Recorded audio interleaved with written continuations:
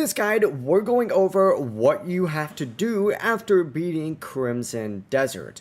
Before we do get into this guide, make sure to like the video and subscribe to the channel with all notifications on. It really does help the channel and lets us know that you want more content like this. We'd greatly appreciate it. And if at any point throughout this guide you did have any questions, just ask them down in the comment section below, and we can help you out further. I'm going to be doing my best to reply to every single comment down there. Now, the first thing that you're going to want to do, and this might seem a little bit obvious, is go back and finish all of the side quests. There's a ton of quests, and you probably end up missing just a few of them during the story, and some of them actually give you some pretty strong rewards as well. So it's definitely worth going back and doing them because you also find all these hidden storylines. Also, some quests actually do unlock after you beat the game, so make sure you check every major town again. Now, from here, there's going to be secret bosses throughout the game, and these are way harder than anything in the main story, but they also drop some of the best gear in the entire game. So if you want to get strong fast, this is where you should be spending a lot of your time. Go through and do that. But now that you're in the in-game as well, just get overpowered. Upgrade your weapons, max out your skills, start building a setup that actually does fit your playstyle,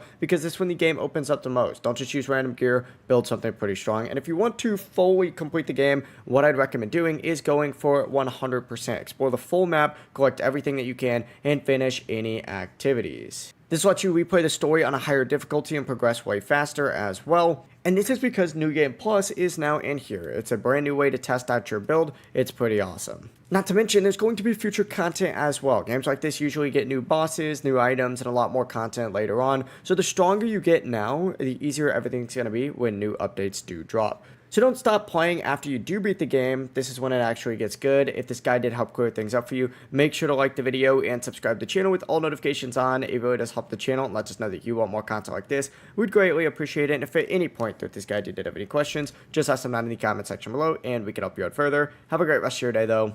Peace.